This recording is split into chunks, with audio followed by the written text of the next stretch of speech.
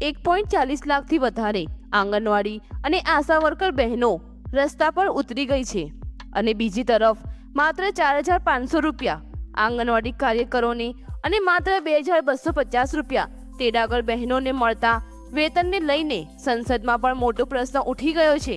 પગાર વધારો, સારી ક્વોલિટીના સ્માર્ટફોન અને ડિજિટલ કામના પ્રશ્નોને લઈને ગાંધીનગરની સત્યાગ્રહ છાવણી ખાતે મોટી સંખ્યામાં મહિલાઓએ હલ્લાબોલ કર્યો છે. જ્યારે સંસદમાં સીધો પ્રશ્ન પૂછવામાં આવ્યો છે કે આંગણવાડી કર્મચારી બહેનોની નોકરી કાયમી કરવામાં આવશે કે નહીં અને પગાર વધારાને લઈને સરકાર શું યોજના બનાવી રહી છે. હવે સૌથી મોટો પ્રશ્ન એ ઊભો થયો છે કે શું સરકાર આ આંદોલનથી રખશે અને આંગણવાડી તથા આશા વર્કર બહેનોની માંગણીઓ સ્વીકારશે કે નહીં અને સંસદમાં પૂછાયેલા પ્રશ્નો બાદ સરકાર શું નિર્ણય લઈ શકે છે. નમસ્કાર બહેનો, આંગણવાડી અને આશા વર્કર બહેનો છેલ્લા 2 દાયકાથી આરોગ્ય અને પોષણ સેવાઓ સાથે જોડાઈને રાજ્યમાં મહત્વપૂર્ણ કામગીરી કરી રહ્યા છે. છતાં પણ તેઓ આજ સુધી માત્ર માનદ વેતન પર કામ કરવા મજબૂર છે. તેમની મુખ્ય માંગણીઓમાં માનદ વેતનમાં વધારો, ઓનલાઈન કામગીરી માટે સારી ક્વોલિટીના સ્માર્ટફોન અને ઇન્ટરનેટ રિચાર્જની સુવિધા તેમજ રાજ્ય સરકારના કર્મચારી તરીકે જાહેર કરી અન્ય સરકારી કર્મચારીઓ જેવા લાભો આપવાની માંગણીનો સમાવેશ થાય છે. ગુજરાતમાં આંગણવાડી અને આશા વર્કર બહેનો દ્વારા આ મુદ્દે અગાઉ હાઈકોર્ટમાં પણ કેસ દાખલ કરવામાં આવ્યા હતા.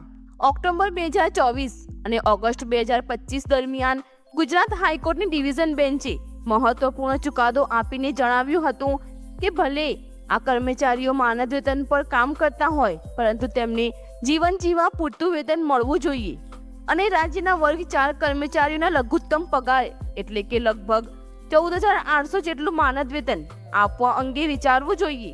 તેમ છતાં લાંબા સમયથી આ માંગણીઓ પર કોઈ ઠોસ નિર્ણય લેવામાં આવ્યો નથી. આ કારણે હવે આંગણવાડી અને આશા વર્કર બહેનોમાં અસંતોષ વધી રહ્યો છે. વિશ્વ મહિલા દિવસના દિવસે ગાંધીનગરની સત્યાગ્રહ છાવણી ખાતે મોટી સંખ્યામાં મહિલાઓ એકત્ર થઈ અને સરકાર વિરોધી સૂત્રોચ્ચાર સાથે ઉગ્ર વિરોધ કર્યો હતો. આ વિરોધ દરમિયાન આંદોલનના આગેવાન ચંદ્રિકા સોલંકી સહિત અંદાજે 100 જેટલી મહિલાઓની પોલીસ દ્વારા અટકાયત પણ કરવામાં આવી હતી. આંદોલન પાછળનો સૌથી મોટો મુદ્દો ટેકનોલોજી અને ડિજિટલ કામનો છે. વર્ષ 2022માં રાજ્ય સરકાર દ્વારા નવા સ્માર્ટફોન આપવાની જાહેરાત કરવામાં આવી હતી, પરંતુ 4 વર્ષ વીતી ગયા હોવા છતાં આજ સુધી બહેનોને નવા ફોન આપવામાં આવ્યા નથી. હાલ ઘણી બહેનો પાસે જૂના મોબાઈલ છે જેનામાં સરકારી એપ્લિકેશન વારંવાર હેંગ થઈ જાય છે અને ડેટા એન્ટ્રી કરવી મુશ્કેલ બની જાય છે. ખાસ કરીને ગ્રામીણ વિસ્તારોમાં નેટવર્કની નબળી સુવિધાના કારણે બહેનોને આખો દિવસ મોબાઈલ અને ડિજિટલ કામગીરીમાં સમય વેડફવો પડે છે. ઘણી બહેનો પોતાના વ્યક્તિગત ખર્ચે મોબાઈલ અને ઇન્ટરનેટનો ઉપયોગ કરીને સરકારી કામ કરવા મજબૂર બની છે. આ સ્થિતિથી કંટાળીને હવે 80%થી વધુ બહેનોએ ઓનલાઈન હાજરી અને ડેટા એન્ટ્રીનું કામ બંધ કરવાનો નિર્ણય લીધો છે. તેમણે 5 માર્ચથી 15 માર્ચ સુધી ઓનલાઈન કામગીરીનો બહિષ્કાર કરવાની જાહેરાત કરી છે અને ફક્ત પોષણ ટ્રેકર તથા ઓફલાઈન રજિસ્ટરમાં જરૂરી વિગતો નોંધવાની નીતિ અપનાવી છે. આંદોલનકારી મહિલાઓએ સરકારને ચેતવણી આપી છે કે જો 15 માર્ચ સુધી તેમની માંગણીઓ પર યોગ્ય નિર્ણય લેવામાં નહીં આવે તો 16 માર્ચથી રાજ્યવ્યાપી અચોક્કસ મુદ્દતની હડતાળ શરૂ કરવામાં આવશે. જો આટલી મોટી સંખ્યામાં પાયાના સ્તરના કાર્યકરો હડતાળ પર ઉતરશે તો રાજ્યમાં ગ્રામીણ આરોગ્ય સેવાઓ, રસીકરણ અભિયાન અને કુપોષણ નિવારણ કાર્યક્રમ પર ગંભીર અસર પડી શકે છે. હવે જોવાનું એ રહેશે કે આંદોલનના દબાણ વચ્ચે મહિલા અને બાળ વિકાસ વિભાગ અથવા નાણાં વિભાગ દ્વારા આંગણવાડી અને આશા વર્કર બહેનોના પગાર વધારા સહિતની માંગણીઓ અંગે કોઈ મહત્વપૂર્ણ જાહેરાત કરવામાં આવે છે કે નહીં. સમય જ બતાવશે કે આ આંદોલન પછી સરકાર શું નિર્ણય લે છે. આ સાથે બીજી તરફ સંસદમાં પણ આંગણવાડી કર્મચારીઓના પગાર વધારો અને કાયમીકરણ મુદ્દે ચર્ચા થઈ રહી છે. દેશભરમાં 27 લાખ કરતાં પણ વધારે આંગણવાડી કાર્યકર અને તેડાગર બહેનો માટે આજના વિડીયોમાં ખૂબ જ મહત્વના સમાચાર સામે આવ્યા છે.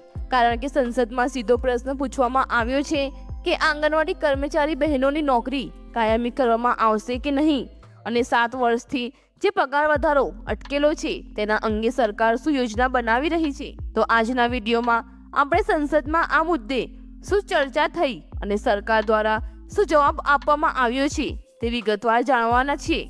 હાલમાં સંસદના બંને સદનો એટલે કે લોકસભા અને રાજ્યસભામાં બજેટ સત્રનો બીજો તબક્કો શરૂ થયો છે, જે 9 માર્ચથી શરૂ થઈને 2 એપ્રિલ સુધી ચાલવાનો છે। આ સત્ર દરમિયાન ઘણા મહત્વના મુદ્દાઓ પર ચર્ચા થઈ રહી છે અને તેમાં આંગણવાડી કર્મચારીઓનો મુદ્દો પણ ઉઠાવવામાં આવ્યો હતો। લોકસભામાં ચર્ચા દરમિયાન કોંગ્રેસના સાંસદ જસબીર ગિલ દ્વારા માંગ કરવામાં આવી કે દેશભરના આંગણવાડી કર્મચારીઓની નોકરીને કાયમી કરવામાં આવે અને તેમને યોગ્ય દરજ્જો આપવામાં આવે। સાથે સાથે ભાજપના સાંસદ નિહાલ ચંદ દ્વારા પણ આંગણવાડી તેડાગર અને કાર્યકર બહેનોના માનદ વેતનમાં વધારો કરવાની માંગ કરવામાં આવી અને તેમણે જણાવ્યું કે આજના મોંઘવારીના સમયમાં આંગણવાડી બહેનોને મળતું વેતન ખૂબ ઓછું છે અને તેમને પગાર જેવો પગાર મળવો જોઈએ। આ સિવાય બહુજન સમાજ પાર્ટીના સાંસદ જીતેશ પાંડે દ્વારા પણ આંગણવાડી કાર્યકરો માટે કલ્યાણકારી પગલાં લેવા અંગે સરકાર સમક્ષ રજૂઆત કરવામાં આવી હતી। ભાજપના સાંસદ ગોપાલ શેટ્ટીએ ચર્ચા દરમિયાન જણાવ્યું હતું કે કોરોના મહામારીના સમય દરમિયાન જ્યારે ઘણા લોકો આગળ આવ્યા ન હતા ત્યારે આંગણવાડી કાર્યકરો અને સહાયકોએ ખૂબ મહત્વનું કામ કર્યું હતું અને રસીકરણ અભિયાનમાં પણ તેમણે સરકારને મોટો સહકાર આપ્યો હતો। ચર્ચા દરમિયાન એ પણ જણાવવામાં આવ્યું હતું કે દેશભરના અલગ અલગ રાજ્યોમાં આંગણવાડી કર્મચારીઓને મળતું વેતન અલગ અલગ છે। ઉદાહરણ તરીકે કેરળ રાજ્યમાં આંગણવાડી કાર્યકરોને 12,000 રૂપિયા સુધીનું વેતન આપવામાં આવે છે, જ્યારે ઉત્તર પ્રદેશમાં કેટલાક સ્થળોએ હજુ પણ માત્ર 4,000 રૂપિયા જેટલું જ વેતન આપવામાં આવે છે।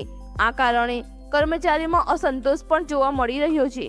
વિપક્ષના સાંસદોએ સરકારને યાદ અપાવ્યું કે આંગણવાડી કર્મચારીઓના માનદ વેતનમાં છેલ્લો વધારો ઓક્ટોબર 2018માં કરવામાં આવ્યો હતો અને ત્યારથી અત્યાર સુધી લગભગ 7 વર્ષ વીતી ગયા છે, જ્યારે આ દરમિયાન મોંઘવારી ખૂબ વધી ગઈ છે।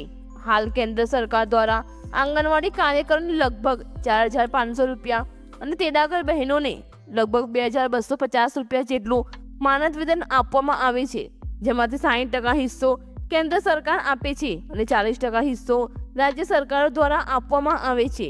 આ મુદ્દે સંસદમાં પૂછાયેલા પ્રશ્નોના જવાબમાં સરકારે જણાવ્યું કે આંગણવાડી કર્મચારીઓના પગાર વધારો અને કાયમીકરણ મુદ્દે હાલ મહિલા અને બાળ વિકાસ વિભાગ તેમજ નાણાં વિભાગ દ્વારા અભ્યાસ કરવામાં આવી રહ્યો છે અને આ બાબતની ફાઇલોનું ગહન અધ્યયન ચાલી રહ્યું છે। સરકારનું કહેવું છે કે આગામી સમયમાં આ મુદ્દે યોગ્ય નિર્ણય લેવામાં આવી શકે છે। હવે જોવા જેવી સૌથી મહત્વની વાત એ રહેશે કે સરકાર આંગણવાડી કર્મચારી બહેનોની નોકરી કાયમી કરવા અંગે અને પગાર વધારાને લઈને ક્યારે અને શું નિર્ણય લે છે, કારણ કે છેલ્લા ઘણા વર્ષોથી આ મુદ્દો વારંવાર ઉઠતો રહ્યો છે, પરંતુ હજુ સુધી કોઈ અંતિમ નિર્ણય લેવામાં આવ્યો નથી। બીજી તરફ બહેનો દ્વારા ચાલી રહેલા વિરોધ અને સંસદમાં ઉઠેલા પ્રશ્નો પછી હવે સરકાર પર દબાણ પણ વધતું જોવા મળી રહ્યું છે।